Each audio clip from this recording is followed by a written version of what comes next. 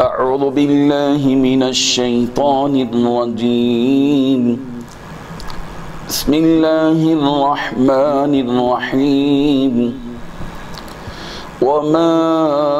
أصابكم يوم التقى الجمعان فبإذن الله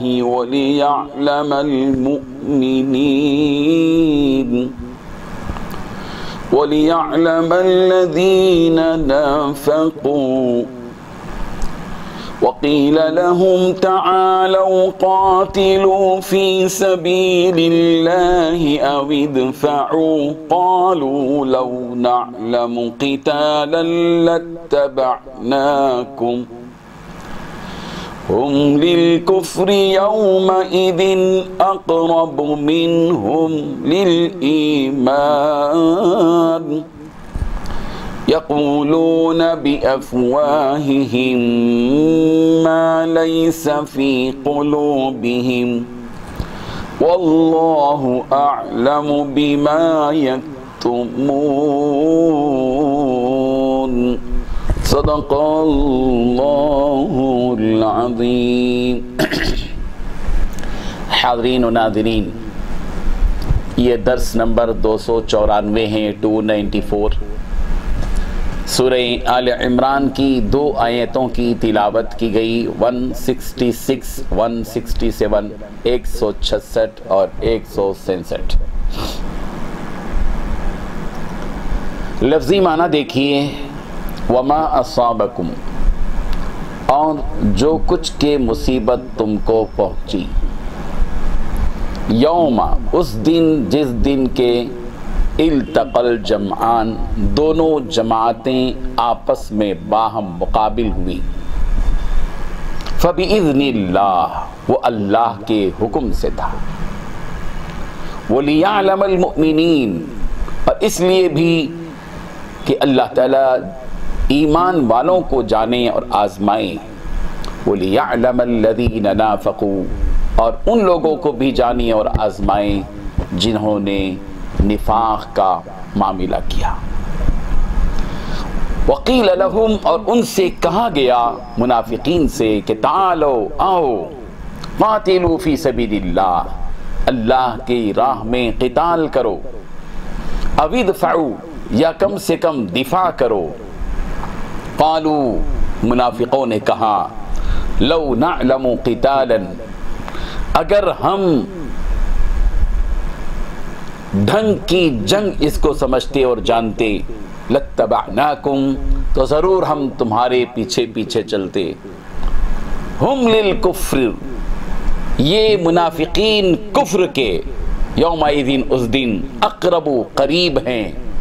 منہم للایمان، ان کے مقابلے میں ایمان سے۔ یقولون، یہ لوگ کہتے ہیں، بافواہہم، اپنے منہوں سے، ما لیس فی قلوبہم، وہ جو ان کے دلوں میں نہیں ہے، واللہ اعلم،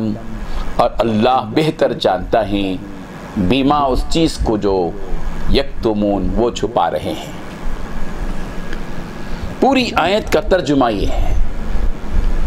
دونوں آیتوں کا، کہ اور جو کچھ تمہیں تکلیف پہنچی اس دن، جس دن دونوں جماعتیں باہم مقابل ہوئیں، وہ اللہ کے حکم سے تھا، اور اس لیے کہ اللہ ایمان والوں کو جانے اور منافقین کو بھی دیکھ لے، اور ان منافقوں سے کہا گیا تھا کہ آؤ اللہ کے راستے میں جنگ کرو یا دفاع کرو، تو انہوں نے کہا تھا کہ اگر ہم دیکھتے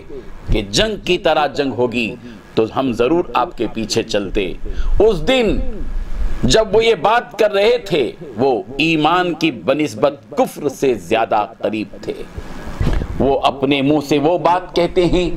جو ان کے دلوں میں نہیں ہوتی، اور جو کچھ یہ چھپاتے ہیں اللہ اسے خوب جانتا ہے۔ بزرگان محترم، ان 2 آیتوں میں اللہ تبارک و تعالیٰ نے 6 باتیں بتائی ہیں۔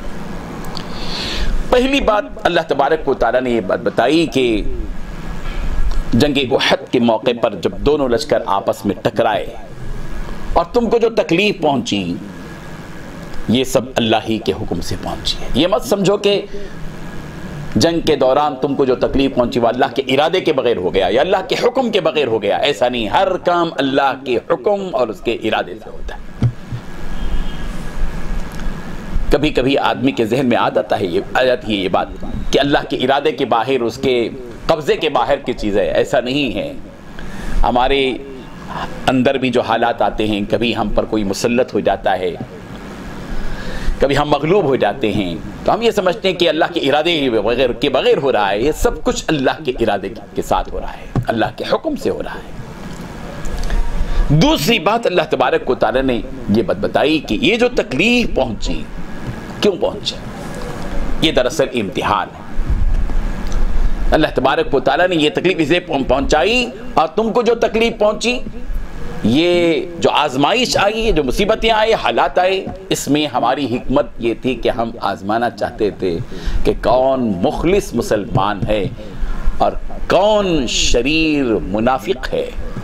کون اچھی نیت رکھنے والا ہے، کون بری نیت رکھنے والا ہے، کون مخلص ہے، کون غیر مخلص ہے، کون متقی اور صالح ہے اور کون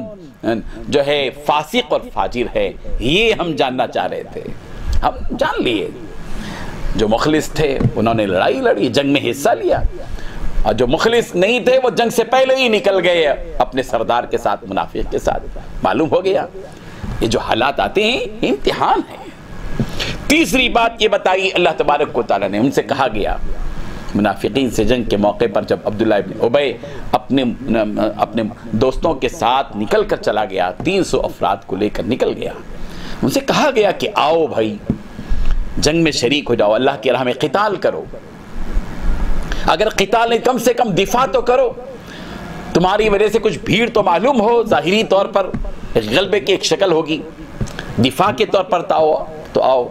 تو کیا کہا تھا انہوں نے؟ ارے یہ بھی کوئی جنگ ہے، جنگ کی طرح کی جنگ ہوتی تو ہم بھی آتے۔ اس قسم کی باتیں مشرکین نے کی، اللہ تعالیٰ نے اسی لیے فرمایا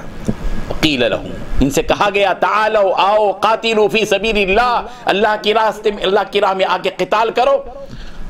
ابھی دفاع ہو گیا، کم سے کم دفاع کرو۔ قالوا، کہا انہوں نے، لو نعلم قتالا لاتبعناکم، ہم جنگ کی طرح کی کوئی جنگ ہوتی تو ہم تمہارے پیچھے پیچھے آتے، جنگ میں شریک ہوتے، یہ کوئی جنگ ہے۔ اس قسم کی باتیں منافقین نے کی۔ اللہ تبارک و تعالی نے اس کے بعد یہ بات بتائی، چوتھی بات اللہ تبارک و تعالی نے بتائی کہ یہ منافق ایمان کے مقابلے میں کفر سے زیادہ قریب ہے۔ ہم للکفر یومئذ اقرب منہم للایمان، یہ منافق ایمان کے قریب نہیں ہے، یہ منافق کافروں کے قریب ہیں، بظاہر تمہارے ساتھ رہتے ہیں، ان کا دل کافروں سے، کفر سے چپکا ہوا اور لگا ہوا ہے، یہ ایمان کے قریب نہیں ہے، ایمان کے مقابلے میں کفر سے قریب ہے۔ اور پھر آخر میں اللہ تبارک و تعالی نے یہ بات بتائی، پانچویں بات یہ بتائی کہ یہ منافق اپنی زبانوں سے وہ باتیں کہتے ہیں جو ان کے دلوں میں نہیں ہے، یقولون بافواہہم ما لیس فی قلوبہم، یہ اپنی زبانوں سے وہ باتیں کہتے ہیں جو ان کے دلوں میں نہیں ہیں۔ اور چھٹویں بات اللہ نے بتائی واللہ اعلم بما یکتمون، یہ منافق سمجھ رہے ہیں کہ دلوں کے اندر یہ کفر چھپا کر، فسق و فجور چھپا کر، اسلام اور مسلمانوں سے، رسول اللہ صلی اللہ علیہ وسلم سے دشمنی کو چھپا کر زندگی گزر رہے ہیں تو کامیاب ہو جائیں گے، کسی کو پتہ نہیں چلے گا۔ اللہ تبارک و تعالیٰ کو